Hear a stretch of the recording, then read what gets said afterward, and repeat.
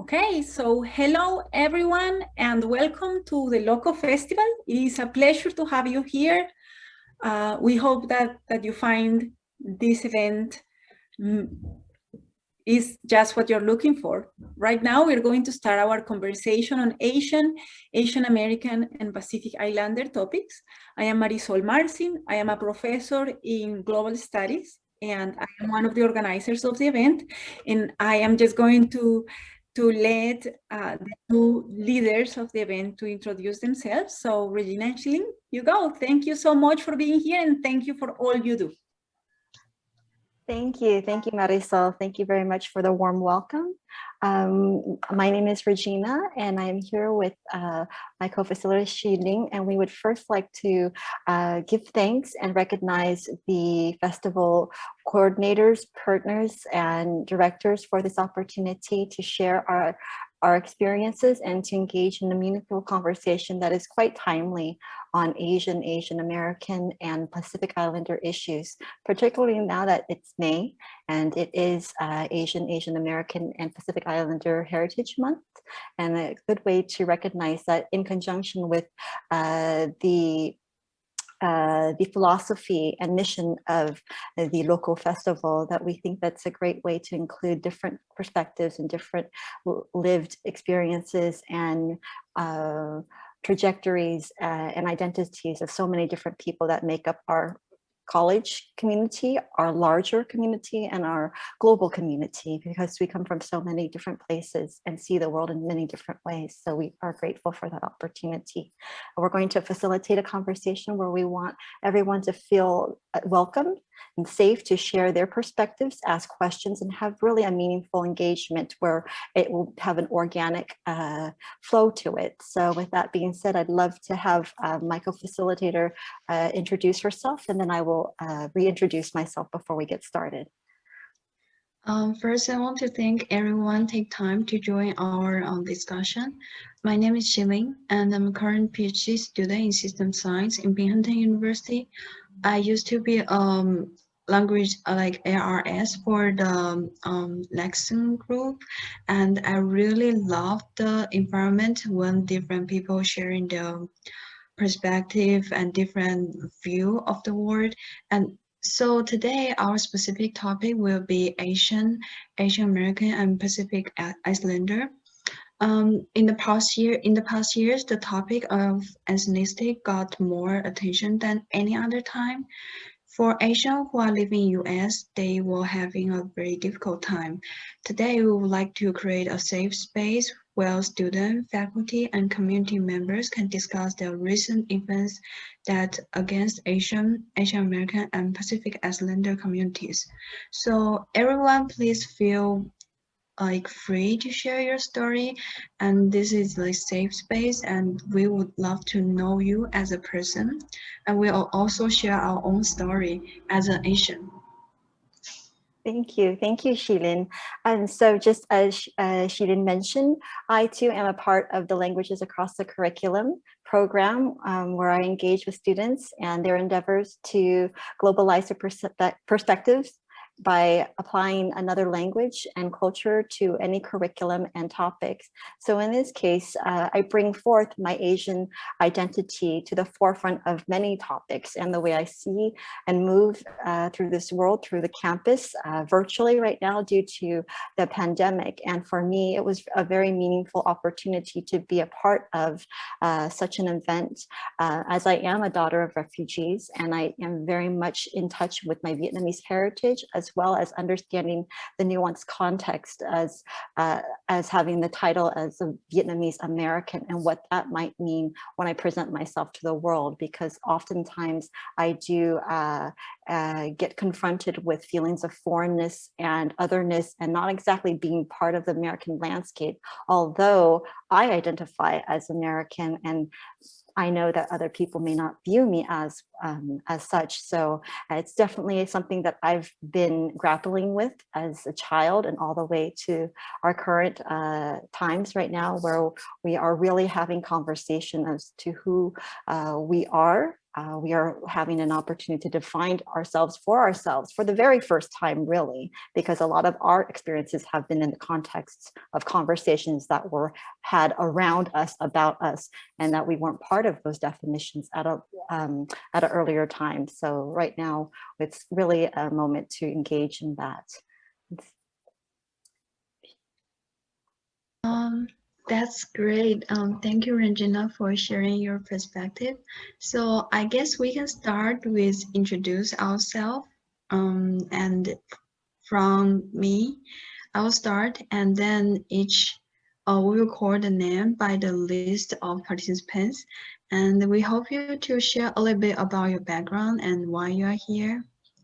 Okay, I'll start. So I'm a Chinese. I came from China. And I stayed China for like 19 years and stayed in US for 5 years. There's no doubt for my identity as an Asian. And also during all of this period for COVID, I see a lot of cases, a lot of news, but I never feel that I should have any doubt or like there's anything can attack my own identity. So today here, I would love to share like my own story with you guys. And if we can like start the self-introduction first, maybe we can move to the next stage of sharing our own story. Sounds good? Okay. Let me see the list. Luz. Am I correct pronounce it right? Hi, Luz. Hi, how are you? How are you? Good. So I guess my story is I come from a family of immigrants myself. My parents are from South America, from Paraguay. And I'm here today because one, I'm helping lead this LOCO Festival and just looking to talk more about this topic as a Latina and just someone who obviously does not identify as someone who's Asian. There's a lot of hate that's been brought into the community, and I just want to become more informed and learn how I can be a better ally to the community and continue to promote more equality in our world that's currently very divided. So thanks for facilitating this, and I'm happy to be here with you all. Thank you. Okay, the next one looks like we have one more participant. The next one is Linda. Hi, Linda. Hi. So I am an instructor at Binghamton University for the ELI department. But before that, I lived in Thailand for 25 years of my adult life. So I kind of have the experience of being kind of the opposite of you guys, in that I was what they used to call me as a Farang living in Thailand. So I was the other for 25 years. So I kind of have the opposite experience, but in some ways kind of similar, because I probably, was accepted, but didn't really belong all those years, right? So that's, I'm interested in hearing the experiences of people here, but I also have a different kind of life experience, right? Going the other way, let's just say, so yeah, I'm interested to hear what everyone has to say, and happy to share any experience I've had that can help. Thank you, Linda. Thank you and welcome. Okay, next one on the list is Barbara. Am I pronouncing it right? Barbara Polix. Yeah. Do you hear me? Yes, we do. Welcome. Yeah, I decided to participate because I'm from Poland, but so I have not an Asian descent, but my two best friends are Vietnamese or of Vietnamese origin. One of them is Regina, and another one is a Vietnamese a person who was a student in Poland, and he did his PhD in Poland and also became a got a higher degree, even as PhD in Poland, we have more degrees. It's called docent. And so both of these two people of Vietnamese, either descent or real Vietnamese, are my best friends, even if they are, especially the boy who is now retired, different culture. We have so much in common. So I just want to hear your experiences. Thank you, Barbara, and welcome. Very happy to have you here. Yes. Okay, next one on the list, Christina Zhen. Christina Zhen. Hi. Hello. I'm Christina. So I am Chinese American. My parents came here from China, and I was born and raised here. But well, obviously I'm Asian American, so this is important to me. I guess mostly I'm just here to listen, though, because with everything that's been going on recently, and I guess basically since forever, it feels like it's really complicated, and I don't really know personally what I feel would be like. I don't know really totally. I've been watching all the news and hearing all these stories, and I just feel like, wow, this is such a terrible situation, but I don't even know like how things can get better from where we are now. So I was just here to listen and I guess be part of the conversation too. Thank you, Christina. Next one, Daniela. Hi, Daniela. Can you hear me? And I don't know. Yes, you did. I don't know if you can hear or see me because I can't see myself. But hi. Yeah, I'm Daniela. I was really interested in coming to the LOCO Festival in general. I wrote a piece about the global refugee crisis on Wednesday, so I was really interested to just see all other presentations. And this one especially stuck out to me. I'm from Queens, and I have a lot of close friends that are of Asian descent.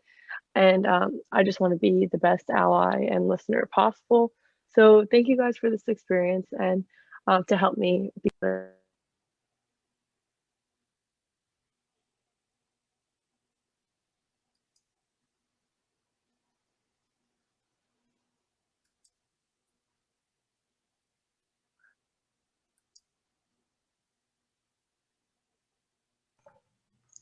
Okay, Daniela, are you finished or you're disconnected? Oh, I'm finished. Sorry if it's disconnected. I just said I want to be a really good listener and I appreciate this experience. Yeah, sure. Thank you very much, Daniela. Next one, Diana. Hi, everyone. My name is Diana Castellanos. I came in late, so I don't exactly know what I'm supposed to be sharing, but... It's like a self-introduction and why you're here, and is there anything expected? I was interested in the topic. I mean, overall, the local webinars and all that really sparked my interest just for my own work that I do. I work in residential life. And I think that engaging particularly with our student population, our PETA population on campus, as it relates to especially our residential life students and off campus as well. So I think this is a good way for me to also, similar to Daniela here, engage and find ways in which we can continue the conversation and for us to learn. That's good. Thank you. Thank you, Diana. Next one, Freddie. Hello. Hi, Oops, sorry. Hello. I'm not of Asian descent, but I'm really here because the recent wave of hate against Asians has been just really disturbing to read in the news. It feels like there's a new story every day, and it's just really sad to see. So I'm just kind of here to learn and listen and show support. So yeah. Thank you, Freddie. Caitlin. Hi, Caitlin. Hi, I am also just here, as other people have said, to be supportive as an ally and just learn more about the Asian community. And also, you know, some of my best friends are from Asian descent. So I just want to be able to be the best ally that I can be. So. Thank you, Caitlin. Last one, Shantanu. Hi, Shantanu. Hi, can you see me? Can you hear me? We can. Yeah. Hi, so I'm Shantanu. I'm a PhD student in SSI department and I'm from India. And I'm really glad that you guys took initiative to bring this topic and have some discussions about it. I never had any instances with racism or anything like that until recently when someone said something when I was walking on the street. So I guess, yeah, we should talk about these issues. And thank you guys for bringing a platform and having discussions about this. Thank you. Thank you. And thank you everyone for taking your time and part of your afternoon to spend with us. As this is a pretty intimate group, we just wanted to make sure that we include everyone in the process, because while some of us may or may not sit on the axis of Asian American and Pacific Islander identities, we do want to acknowledge that everyone is impacted by what's been going on, and they have ideas, family, friends, neighbors, colleagues, etc.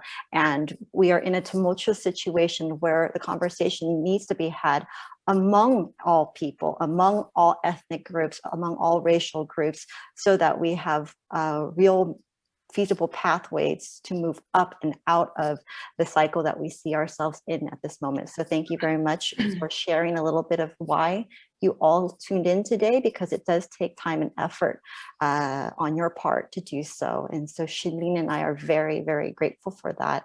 And as we said, we want to have a very fluid conversation about what is really at the forefront of our social consciousness. So when you saw the terms and the words Asian American, Pacific Islander topics, and you decided you were going to take time to show up, there was something specific that you were probably interested in, just as there are reasons why we both decided that we wanted to be a part of this event. No matter where we are in the world right now or our schedules, that to make time to gather together and meet is a meaningful gesture. So, and looks like we have a new participant, Blazo. Hi, Blazo.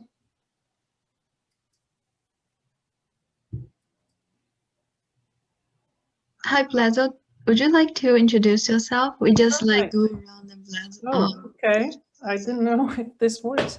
Yes, my name is Blažo Kovačević. I teach art and design in Department of Art and Design in Binghamton University. Yes, and what's the reason you joined the event, and did you expect anything from this discussion? I'm just observing and trying to learn specifics of this part of the festival. well, welcome. Thank you. Thank you. So I'm not sure if you know that currently May is Asian American and Pacific Islander Heritage Month. So we were opening up a space for the entire community to engage in conversation on current topics, not only what's happening now, but maybe a historical context as well, to talk about some of the experiences that different Asian identifying individuals and groups have experienced throughout the United States as well as globally, because these issues are not only in the context of one particular culture or government. While we may be focused on the American landscape at this time because we are part of an American institution at Binghamton, the issues that many different Asian individuals, Asian American and Pacific Islander individuals, it spans the entire globe. And so just to give you some context, currently you're looking at the Center of, for the Study for Hate and Extremism in 2020, anti-Asian hate crimes surged 145%, predominantly in New York as the area and in LA. But most of the numbers and statistics represent large American cities. However, it's not reflective of poor data collection and low numbers of reporting. So what's really happening out there over the past year and even before is often underreported for many different reasons. And so it's really important to keep in mind that these are things happening across all of our campuses, our communities, and beyond. And now we would like to start with stories. And there's one participation. Can you just share like part of your story that you didn't realize the racism until recently you like met such kind of case? Would you mind share a little bit about like how you feel when you like after you met this kind of case? Well, it was night and I was walking on the street and I did not expect someone to talk to me in the manner that that person was talking to me. I was shocked at first, but then after that, like part of me was telling to resist. So I stood there like saying like, I won't do what you're trying to tell me to do. Like he was go back to your country or something like that. And I was like, no. And like this was my first response. But then after that, part of me again started like I was a little bit afraid. And I did not know what to do. Then he started walking towards me. And then I was like, no, it's better to just, like get away from this situation and maybe think about it afterwards. If he becomes aggressive or something like that, you don't want to be in that position. So I did not do anything. I just started, walking the other way till that person he stopped and then he walked away. It was actually like, you don't expect someone to behave in that manner. And then the whole night, I was not feeling well, mostly because of those thoughts keep coming back to you, and then that's all I felt at that moment. Actually, like it happens. I think it won't it won't be the only case that happened to Shantanu. Is there anyone else who also met similar situation, or you have seen similar situation that you were in that occasion? Is there any strategy you used? Anyone want to share?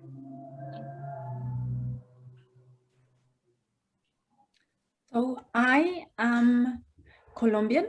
I am Hispanic in this nation.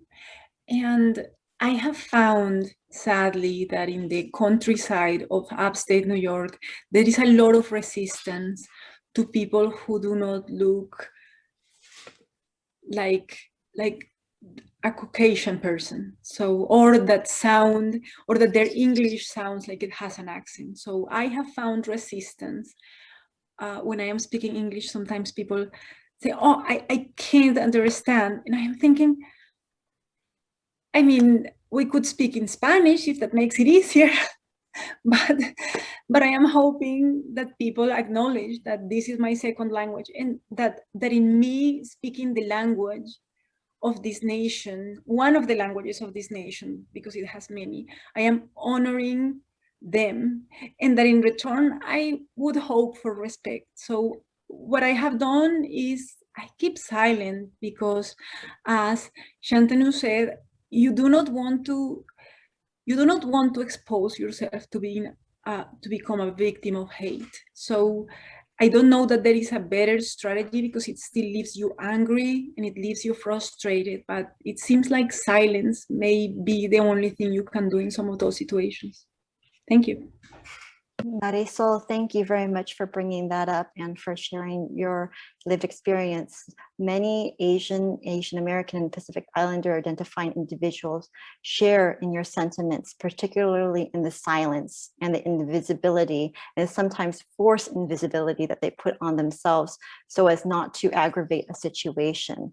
And for many years, Asian communities have lived and existed in silence and invisibility as a protective and preventive measure to combat and in some way, shape, or form adapt to their current context as a way not to exacerbate what is clearly out there and what is clearly intended to be anti-Asian sentiments, as well as racism, blanket racism across in the American context. So under the umbrella of such stress and such otherness and lack of inclusivity and discrimination, many Asian individuals and communities have figured out that their best way to continue is to keep their head down and be silent, which can also then translate and be interpreted as though we are indifferent to other people's circumstances, other communities' circumstances, and lived experiences and shared or individual sorrows. So a lot of times the aloofness or the discretion or the silent, unspoken, stolid, and unwavering stance that we may portray, it's oftentimes because of our own self-paralysis that many of us have felt and have been taught that that is our place in society. So I really appreciate your sharing that, that you can revert to a sense of silence as a way to not engage or to exacerbate hate when you see it. Would anyone else like to share about their experiences? And it can be from the lived experiences as individuals feeling and living some of the current examples that we've been talking about, but also seeing it in their own community as an observer. There are different perspectives and dynamics always at play.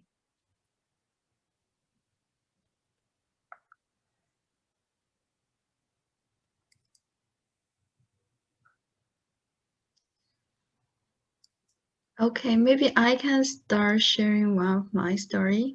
So as Marisa and Shantanu just mentioned, whenever I met this kind of situation, looks like silence is the best way to keep our safety, and looks like it's the best strategy that we can do at the moment. I also met the similar situation. So while I was working on the street, there's a man coming towards to me and another friend. It was night and we are both girls, Asian girls. And actually on that street, we are only 2 Asian girls and the whole street was people, like it was in Philadelphia. So actually the moment when that man come to us and start saying like, go back to your own country, something like this, I didn't realize that keeping silent is the best way to keep the safety. Instead, my anger and my emotion, it just come out at that right moment. I also turned back and shout at him, I'm not going back to my country. And if you if you are hating us, you go back to where you are. We didn't force you to sing us. After saying that, I realized that's not right because it's a dark street and we are only 2 Asian girls. And I know in Philadelphia, there are many people who have guns. So we ran away. But after that, I started thinking this in this situation. Is there any better way? Like, even we need to keep silent at that moment, is there any better way to show people that we have our own attitude instead of showing the image that we can only keep silent? Does anyone have like idea or any suggestion from your perspective? I think that at this point it would be interesting to take perspectives of people born in the United States or people who have not faced this discrimination, to see how you perceive that and in which ways do you think we should react if different.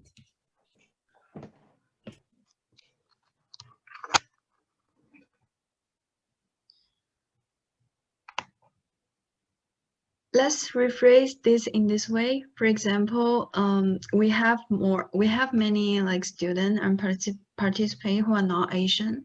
So if you see your friends with this kind of situation, what would you do? Is there any way you think that might be helpful to them?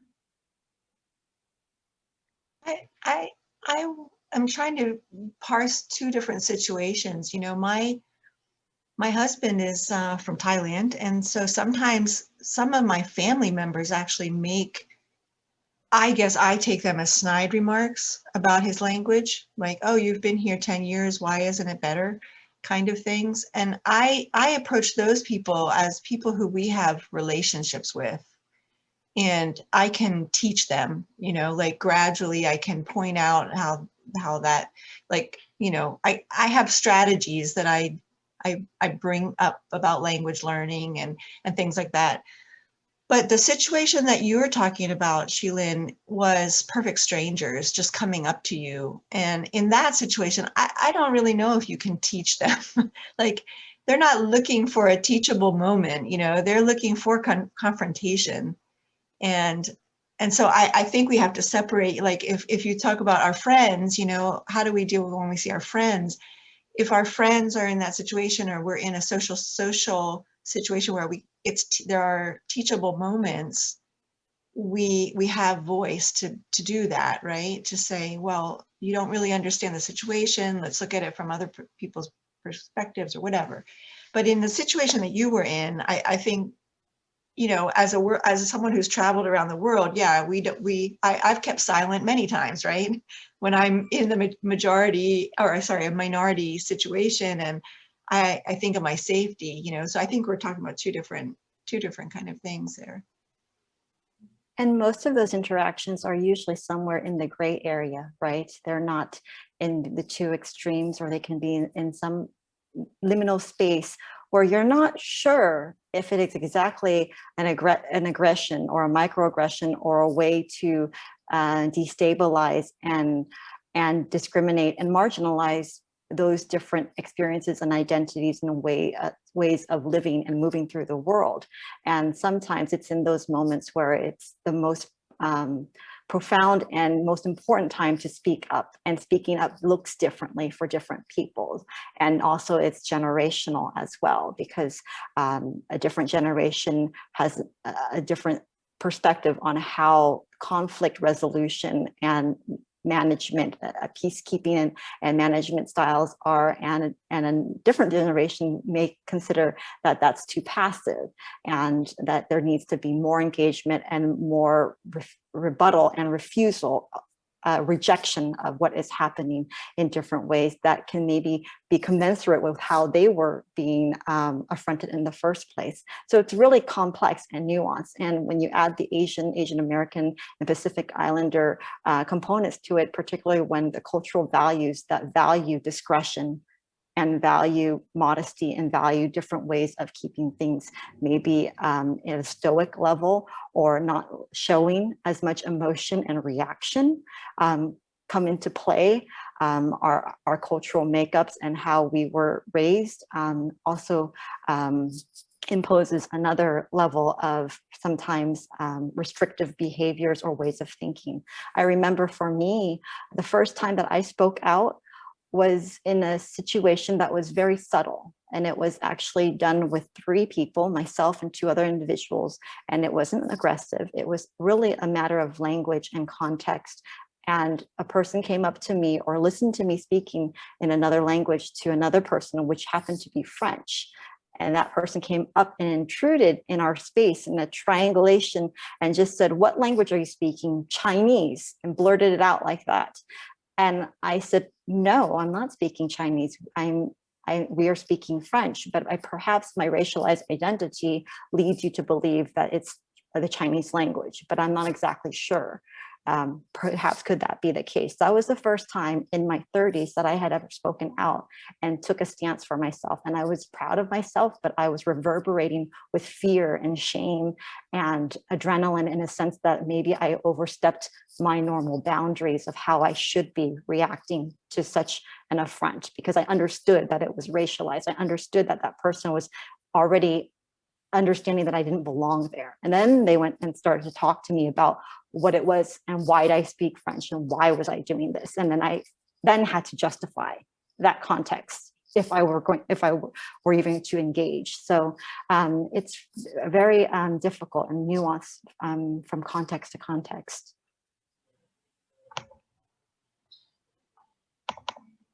Yeah, exactly. So I have one idea. Like, can we just each of us just say one word that you can describe Asian, and it can be your perspective, or it can be a stereotype that you hear very often, and then we can kind of explain what's the reason caused this perspective or this stereotype. Okay, I can start from me. So from me, like, I feel most Asian, that like the label people put on Asian would be like STEM, engineer, and math. One of the reason it happened because most of STEM major, they are majority they are Asian, and Asian people usually in US, they usually work in STEM industry. That's the reason why like people in US have this kind of perception that, okay, Asian STEM. Let me pass to the next one. Is there any volunteer?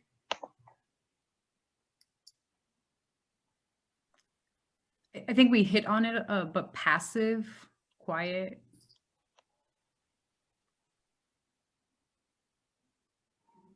Passive, quiet. Anyone else? Like the model minority myth? Yes. Thank you. Is it Sheila or Shayla? Shayla. Shayla, thank you. Thank you for that. Yes, the model minority myth. What are your ideas about that? Anyone?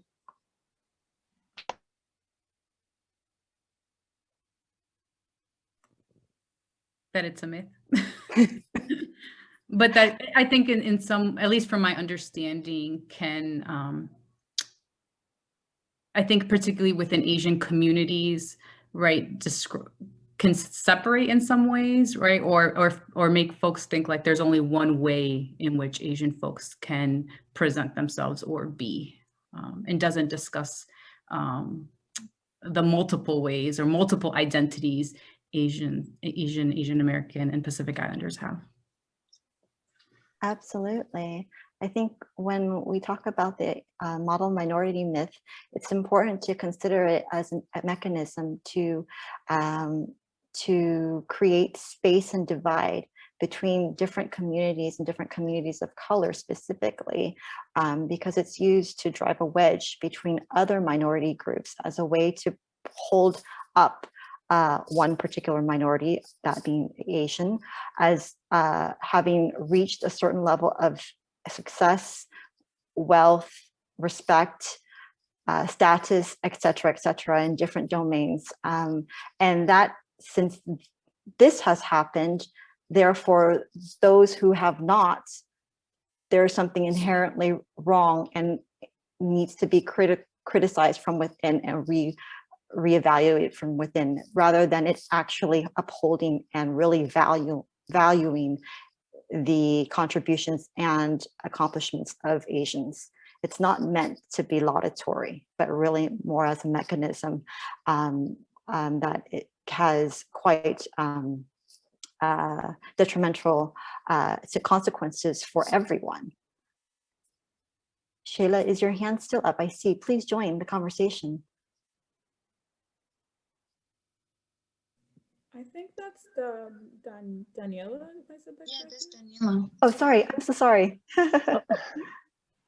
Oh, I was just briefly going to add, I feel like Asian Americans, especially, like left out of conversations, and I feel like that's why I really wanted to come to this like discussion right now, because I just feel like the model minority myth is so detrimental, especially I went to school in Queens, and I feel like you kind of did see that division where you felt like if these kids were in certain classes, and like because like my school was really academically like driven, they almost felt like they were feeding into this model minority myth when they were like applying in different colleges. And it was really interesting to hear from their perspective how like divisive it really is in society. Absolutely. And it's not something that you get away from, I would say, and I'm speaking as a person from the community in a very human moment. And I think Shilin can attest to this, that when we met to talk about what we were going to do, I went through the motions of saying, how much should I prepare? What should I do? What should I do? How does this happen? What if it is assumed that we didn't prepare or consider the topics? At the core of it, we wanted it to be organic and flow the way that it naturally flows, meaning the topics that touch our hearts and our minds, to bring that to the forefront of the conversation. But I was also very worried of how we would be perceived if we didn't have the structure that followed a template that would be considerate and commensurate with what a talk or a discussion should be. And I went round and around, and at a certain point we left and we said, well, I'm definitely feeding into the model minority myth by going through that, and the pressure that it really puts on me, since I'm talking about my experience, to always present to the public and to be just tied in a perfect bow and everything done at the caliber that I know is expected of me. So it's very difficult sometimes to break out of that cycle, even for Asian Americans and Pacific Islanders who don't truly subscribe to it, but in some way, shape, or form have already been modeled and have subsisted, I would say existed, and even have succeeded within that context, because there are some who have really subscribed to it and use it as part of their identity as well. So it's like this whole combination of different experiences and closeness or distance from such a concept. And to keep in mind that the Asians and Asian Americans and Pacific Islanders weren't part of the conversation in the creation and the proliferation of such a myth. We weren't part of that construction, but somehow our existence and our experiences have been by virtue and as a result of such social conversations in the larger landscape. So thank you for bringing that to our attention. Anyone else want to share? I just wanted to chime in a little bit about the model minority myth. I had to step out a little bit, so I'm not sure if this was mentioned, but just looking at this image right here as well that's presented, I think additionally with the model minority myth, it's really created a division amongst the communities of color. Yes. And it's kind of even created an us versus them like mentality, even within the communities, which I think is kind of something that's come to the forefront a lot recently. How the Black Lives Matter like cause is similar to the Stop Asian Hate, and just continuing to experience and witness like the violence against just communities of color at large. So I really do think that that myth further just creates that division and kind of showcases how the country and the ideals that kind of exist within our kind of supremacist and elitist country to further create division instead of unity, even amongst the communities that are already being marginalized. It creates more marginalization even within that context. So I just wanted to bring that to the light, and kind of that's why I was here today, just to really understand that connection and just how we all need to band together to really fight for this common cause that we're all kind of working towards. Absolutely. Thank you. Thank you very much. I'm not sure if you're familiar, and I mean that us are familiar with what this mural is.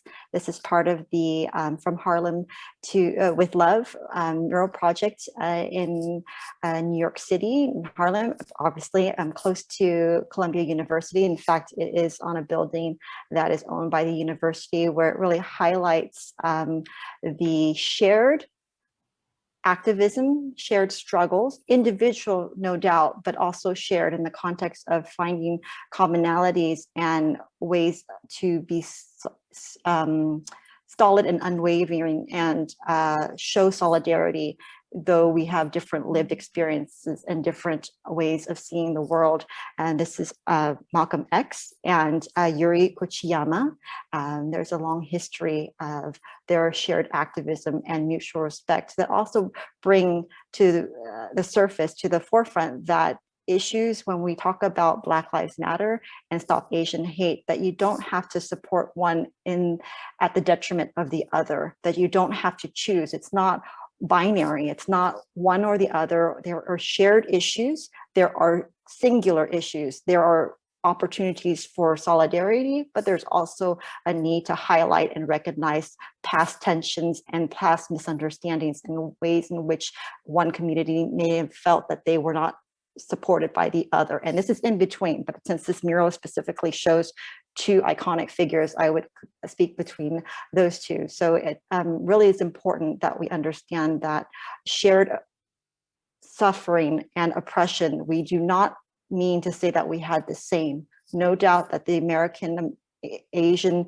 American and Pacific Islander issues do not take the same office and space as anti-Blackness or as the weight of oppression, that 400 years of slavery and discrimination against African American and Black identifying individuals. We do not ever say that we have felt the same depth and breadth and devastation of that. But what we do want to share is that there are, in our own context, we have shared similar understandings of what it means to be othered, what it means to be out of this ordinary status quo, majority speaking, dominant culture and really framework, that we're hoping that on the margins that we could be collective in our suffering and in our shared ideas of how to get to a point where everyone is uplifted, not at the expense of the other. And you can't talk about anti-Asian hate without talking about anti-Blackness. You can't talk about a lot of the issues that Asians are experiencing historically without talking about the framework that America was built on through the slave trade, through laws that codified the denigration of human beings. But we can speak to when it was introduced. And you can go all the way back in history, looking at 1875, the Page Act. And I'm just saying the farthest date, there are so many different laws within the American context and the legal system when you look at it that talk about really specifically how to exclude Asian individuals from coming to America and being part of the American society and the tapestry.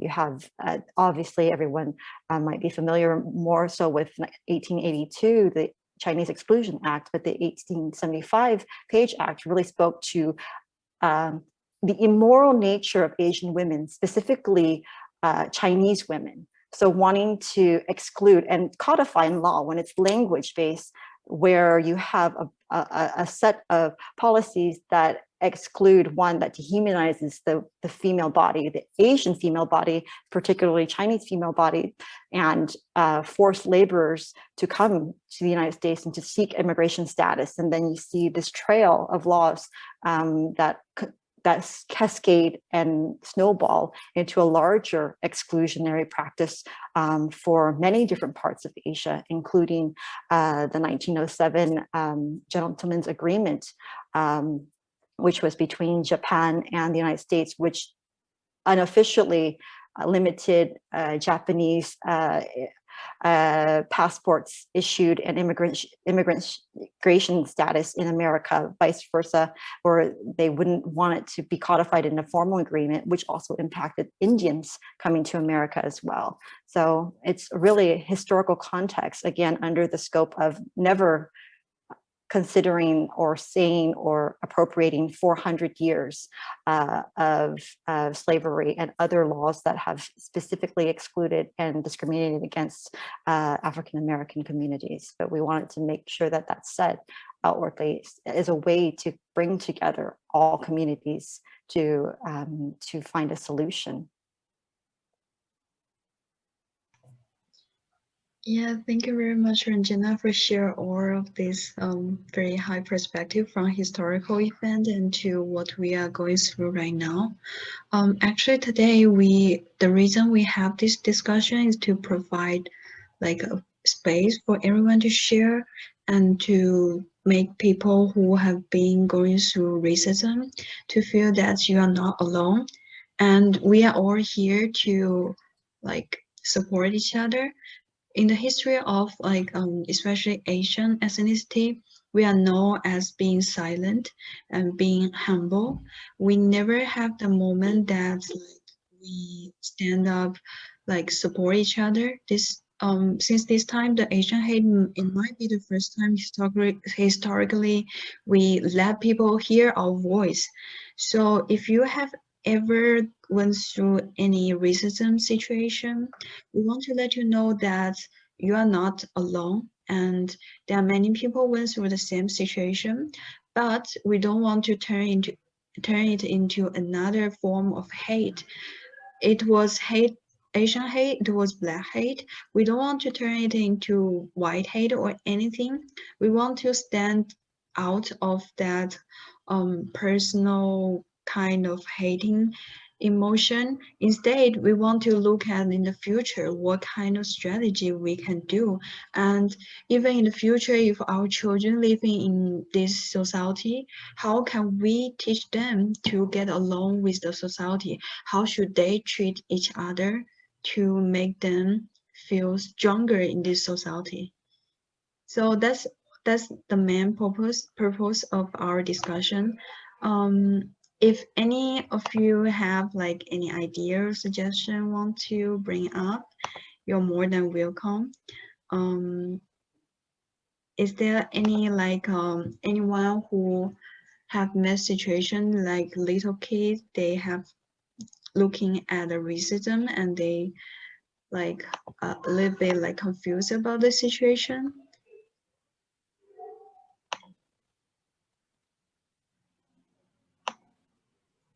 Okay, let's give a case study. So I have a little sister who is studying in the high school. She's half and half. She's half Chinese, half American. So the other day we had a conversation. She told me it was like the racism was happening in school too. She said people just come to her and say, Chinese, you like, why you are here? Something like this. But she's quite mature. She told me there are good people and bad people in every ethnicity.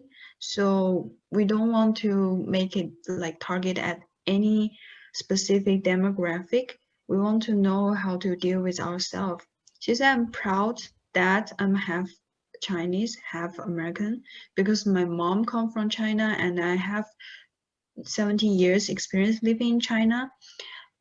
When you talk to me and you look at me, you can see the good combination of two different cultures. I'm proud of myself. So that's a really good explanation to me, and it was a surprise to me because I know it won't be easy for a child who are kind of living in a combination of two different cultures and build such a strong identity.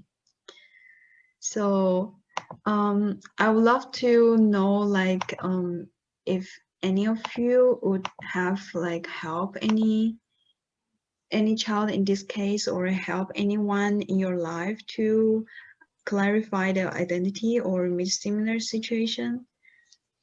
We would love to. I can say a little bit, but I personally have always, so my daughter is obviously half Thai and half American. I think she has, pretty good handle on her self-identity. But I think that I've always just emphasized the culture, not the race. And it's kind of, I feel a little bit bothered, and I've tried to, I was going to actually bring this up anyway. I wonder if, we stopped calling, so it's kind of weird to me that we divide the world into like, so Asian, right, is a location, white is a skin color, like, and I think can we get away from like the way people look and just like help people to celebrate their culture. You know, like if we start calling people Euro-Americans, Asian Americans, you know, wherever they came from, and then like that takes the take the focus off of your eyes and your skin and your hair and all that, and just like celebrate the culture, you know. So that's what I tried to do with my daughter, was we celebrated, you know, the American, you know, we always did all of the, we lived in Thailand, but we did all of the American holidays, you know, so all the kids in the neighborhood came and dyed Easter eggs and learned how to carve pumpkins, you know, and we would just like celebrate the cultural part of it. And now she lives here in the United States, and I think that she still like feels like she's Thai American, not, you know, not the way she looks, is what I'm saying, you know what I mean? And I think that I don't know, for me it worked. Like I feel like she appreciates the cultural parts of her, and doesn't, you know, doesn't think too heavily about the outer things. And I don't know, that's just my experience. So I don't know if anybody like kind of agrees with me or totally disagrees with me that we should, you know, it's a pretty big place to say all Asians, you know, and all Asians and Pacific Islanders, whereas, you know, there's individual cultures. I know Thai culture is quite different from Chinese culture, right? And like, I feel like celebrate that part, you know. I don't know. Am I way off or what? No, we very much appreciate what you're saying. I mean, our slides are very graphic, and it's really to take away from the words and the language of it that is a construct, and just to really show it in pictures, in colors, how different it and what makes up Asia. And we don't even get into the topics of territories or countries or transcontinental countries that make part of Asia too, and the different cultures all within, and then regions.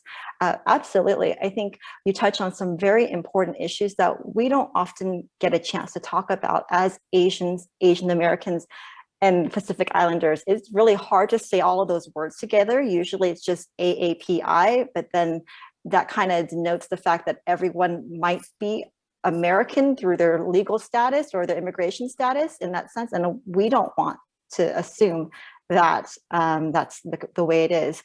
The construct of Asian American, the hyphens, was part of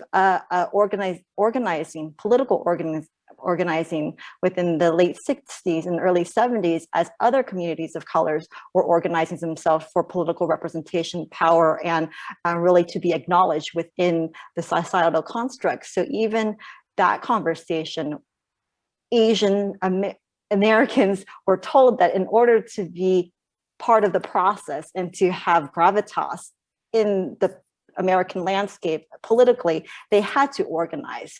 But prior to that, we didn't self-identify as ex-American. It was, I'm Chinese, I'm Korean, I'm Laotian, I'm Vietnamese, I'm Hmong, et cetera, and our ethnic identities and subgroups for us, particularly in between each other when we're communicating, interfacing, we understood that.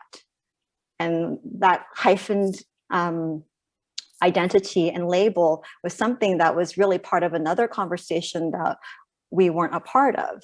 And I say that globally because I don't want to pretend that it wasn't specific to who was overrepresented as far as population. That is also an issue as well. I think it's really important what you're saying, because I very much identify with my Vietnamese heritage, and I know that my Vietnamese heritage is very distinct from other people's. And even getting to know Xiling as we were preparing, we were shared stories and experiences, difference, and we enjoyed that rich conversation and that tapestry that really showed the nuance, even though we had a lot of similarities. Yeah, exactly. So actually, like the first time I know that we're gonna prepare for this discussion, I was really happy that we have safe space and platform to share our own what we have been through, and actually take the wisdom from others. How can we deal with similar situation in a better way? Also, when you know that you're not alone, you're not the only one who went through the same situation, actually you feel stronger. That's the feeling that I have. If everyone is going through same thing, we can stick together and think, what can we do better next time, right? And is there anything we can do for next generation to create a better environment for next generation so they won't have the same society issue as we have? These are all very good topic that we can think about, and I really appreciate those participants who share their perspective and opinion today. Actually, it really helps. I know there are some participants who are relatively quiet today, but I hope you enjoyed our discussion and you can pick up some pieces of wisdom from our discussion.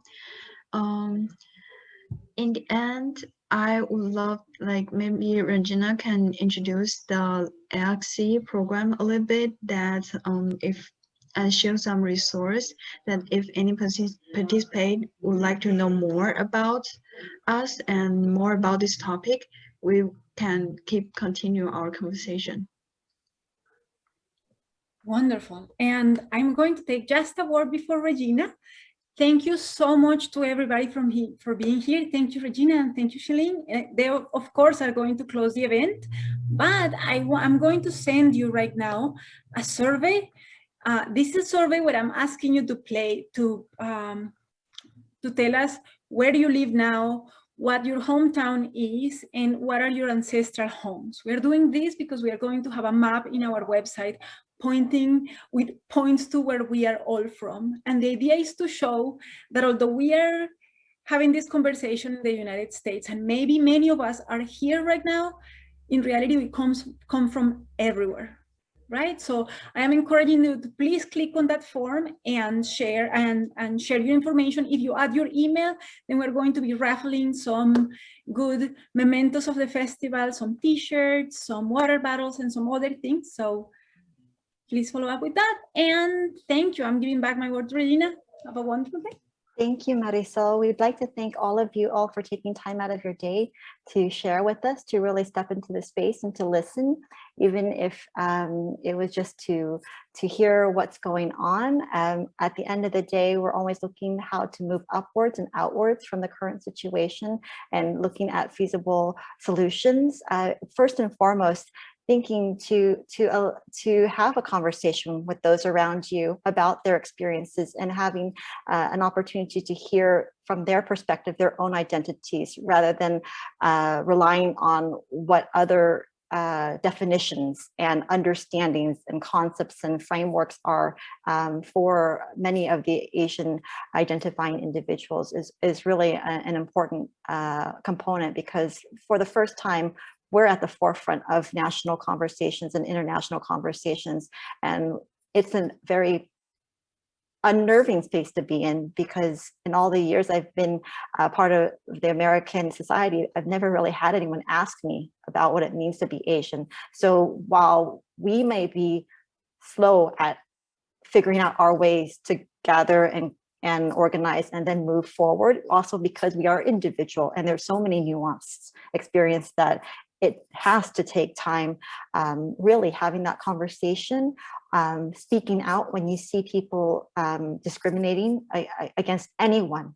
There are classes for bystander intervention, learning about how to actively organize and support your local communities.